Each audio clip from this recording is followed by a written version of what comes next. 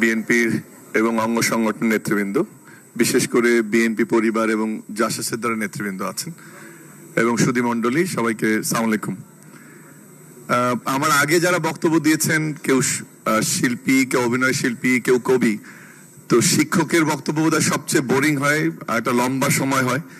আর আজিজ ভাই যে গল্প করে গেছেন তারপরে আসলে বক্তব্য দেওয়া মুশকিল। ওই কথাটা অন্তত বলবো না যে এটা বলেই শেষ করছে, এই কথাটা বলবো না। একটা নতুন দুটো জিনিস দিয়ে শুরু করতে চাই। সেটি হচ্ছে যে আপনারা যারা স্বেচ্ছাসেবক দলের এখানে আছেন, আমি অনেকক্ষণ থেকে আমার খুব ভালো লাগছে যে আপনারা হলরুম মাতিয়ে রেখেছেন জাসাস এবং এই বিএনপি পরিবারের বাইরে। আমি আপনাদের যে কোনো একজনের কাছ থেকে শুনতে চাই, গত 15 বছরে তারেক রহমানের সবচেয়ে বড় অর্জন কোনটি? যে কোনো একজন একটু দাঁড়িয়ে বলবেন। স্বেচ্ছাসেবক দলের একজন প্লিজ মঞ্চে চলে আসেন। এরপর আমি একটু বিএনপি পরিবার এবং জাসাসের একজনের কাছে শুনতে চাইবো।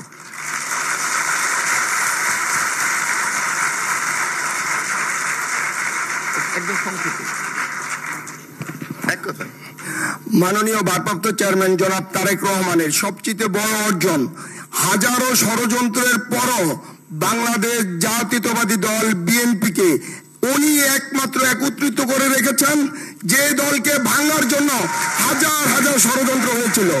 ধন্যবাদ।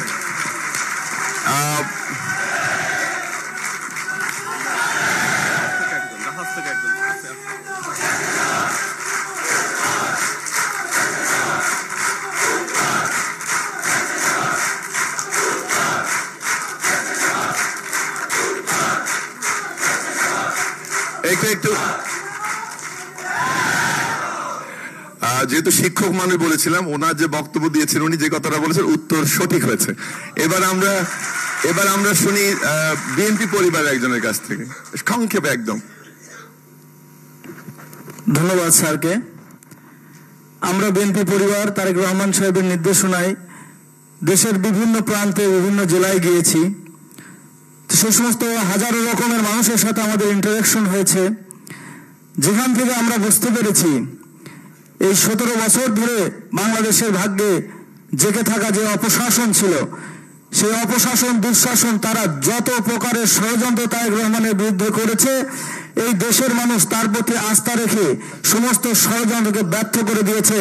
বাংলাদেশের মানুষের আস্থার অর্জনটাই তারেক রহমানের একটি বড় সফলতা বলে আমি মনে করি। ধন্যবাদ আপনাদের সবাইকে। স্লোগান দিব না, স্লোগানটা একটু বন্ধ থাক। এরপরে আমি এটার উত্তরটা আমি পরে দিচ্ছি, যেটা বিএনপি পরিবার বলে গেছে।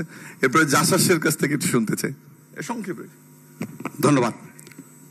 প্রথমত হলো বাংলাদেশের আস্থা, বাংলাদেশের রাস্তা, তারেক রহমান।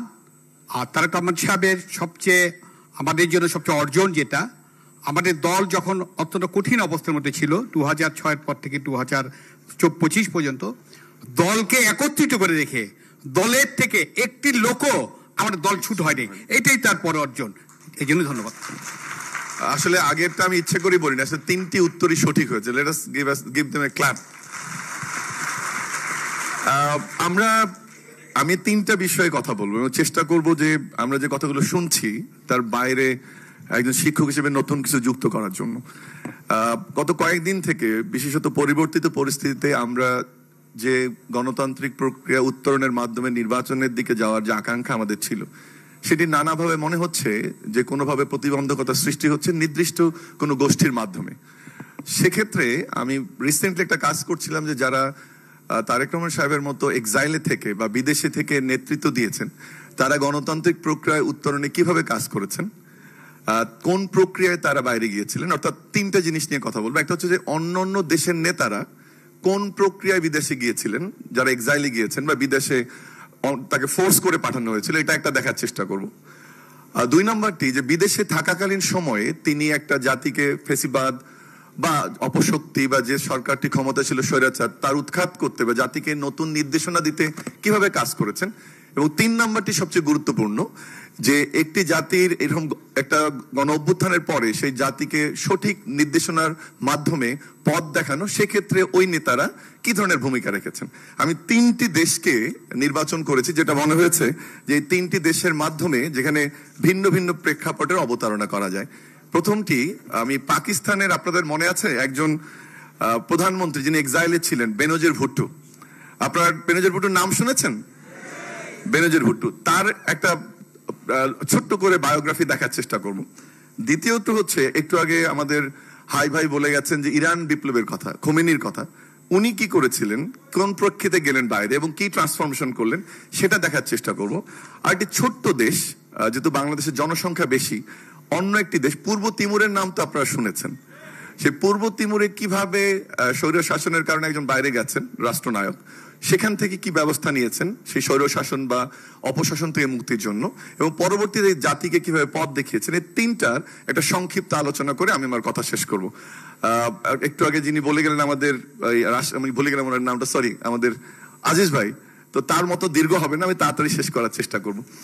আর তিনটি যে দেশের কথা আমি বললাম, এই পাকিস্তানের বেনজির ভুট্টো বা ইরানের খোমেনি এবং যেটা আমি বললাম যে পূর্ব তিমুরের জোসে রামোস, এই তিনজন নেতা কেউই তারেক রহমানের মতো নির্যাতিত হয়ে দেশের বাইরে যাননি। এটা এক নাম্বার। এখানে তারেক রহমানের প্রথম বৈশিষ্ট্য যে শুধু 554 দিন কারাভোগ নয়, দীর্ঘদিনের নির্যাতন তিনি ছিলেন, এবং এমন ভাবে তাকে আহত করা হয়েছিল, আপনারা জানেন যে মেরুদণ্ডের হাড় ভেঙে গেছে, তাকে উপর থেকে ফেলে দেওয়া হয়েছে। এই তিনজন যে বিদেশ থেকে নেতৃত্ব দিয়েছেন তিনটি দেশকে, তারেক রহমানের মতো স্যাক্রিফাইস একজনও করেননি। আমি এটা প্রমাণ করতে পারবো, এই ডকুমেন্ট আমার কাছে আছে।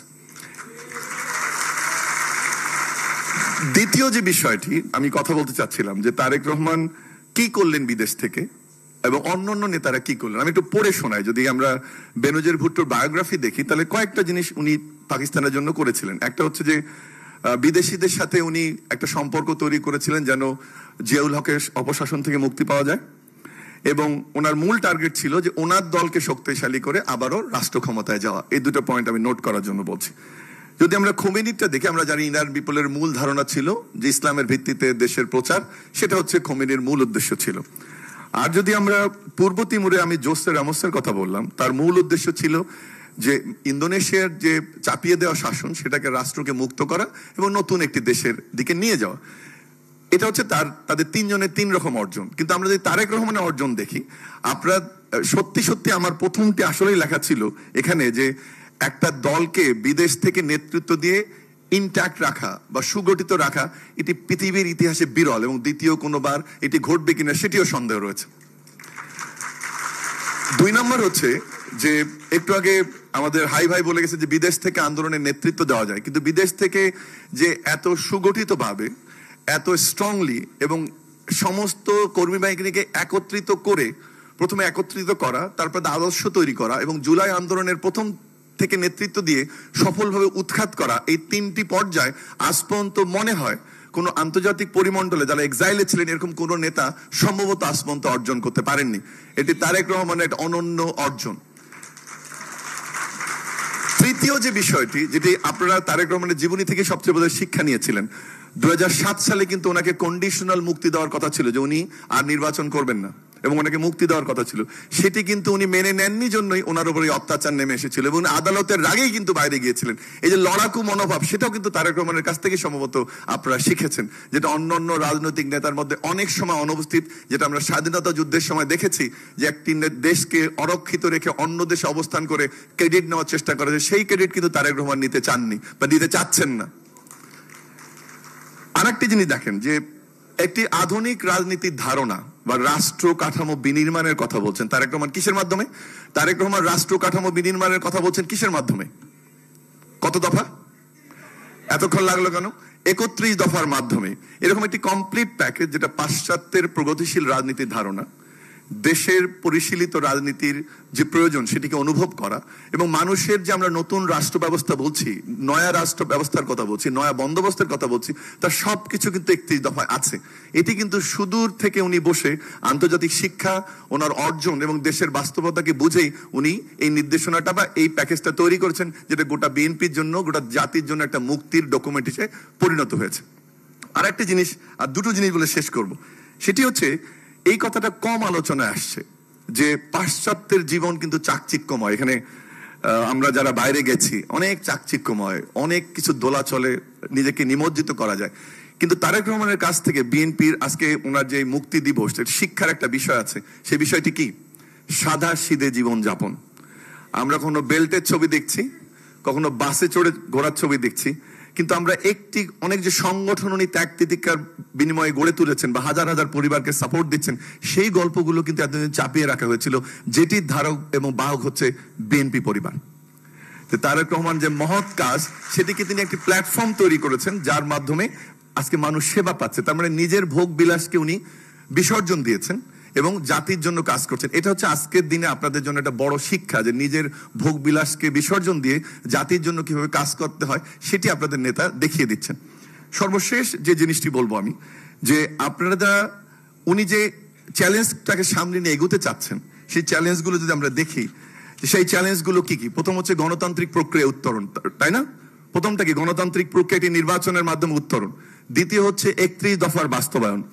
তৃতীয় হচ্ছে যে গণ আকাঙ্ক্ষা তৈরি হয়েছে বিএনপির প্রতি, সেই গণ আকাঙ্ক্ষার বাস্তবায়ন, সেই গণ আকাঙ্ক্ষা পূরণ করতে হবে। চতুর্থ যদি আমি বলি যে আর্থসামাজিক যে পরিবর্তিত ব্যবস্থা, একটু আগে খসরু আঙ্কেল বলে গেছে যে নতুন রাজনীতি করতে হবে। আপনারা এই ধারণাটা বুঝতে পেরেছেন কিনা জানি না, বাট নতুন রাজনীতির ধারণাটা হচ্ছে যে আপনি নিজেকে যোগ্য বুদ্ধিভিত্তিক একজন নেতা কর্মী হিসেবে গড়ে তুলবেন, যেখানে আপনার মূল মন্ত্রটি হবে সজ্জন চরিত্র। আপনারা এটা বুঝেছেন কিনা খসরু আঙ্কেলের কথা থেকে আমি জানি না। এই যে কথাগুলো আমি বললাম, যেটা সময়ের দাবি, যে নতুন একটা ভাবনা, নতুন রাষ্ট্র কাঠামো, অর্থনৈতিক মুক্তি, নতুন ধরনের রাজনীতি, বাংলাদেশের মানুষের চাহিদা, নির্বাচন, এটি করার জন্য যে 3 জন নেতার কথা আমি বলেছিলাম, সম্ভবত পাকিস্তানের প্রেক্ষাপট বলেছি আমি আপনাদেরকে পূর্ব তিমুরের কথা বলেছি, আমি আপনাদেরকে ইরানের কথা বলেছি। এই সব কিছু যে অ্যানালাইসিস, তাতে আমার যেটা মনে হয়, বাংলাদেশের যে চ্যালেঞ্জগুলো সেটাকে উত্তরণের জন্য তারেক রহমান পুরোপুরি প্রস্তুত। সেজন্যই বোধহয় বুমেরাং হয়েছে যে এক ফেসিজম উৎখাত হয়েছে এবং দেশের একমাত্র অভিভাবকে অবতীর্ণ হতে পেরেছেন তারেক রহমান।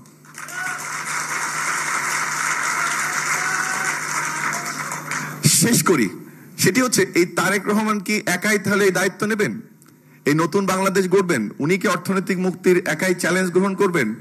নতুন রাষ্ট্র ধর্ম নির্মাণ করবেন? নতুন কর্মের নির্মাণ করবেন? নাকি আমাদেরও দায়িত্ব আছে? আপনাদের কি মনে হয় দায়িত্বটা আছে আমাদের? সেই দায়িত্বটা কিন্তু একটা কাজ করলে হয়, সেটা কি বলেন তো? কেউ বলতে পারবেন? সবার আগে ভালো থাকবেন। ধন্যবাদ মামুন স্যার।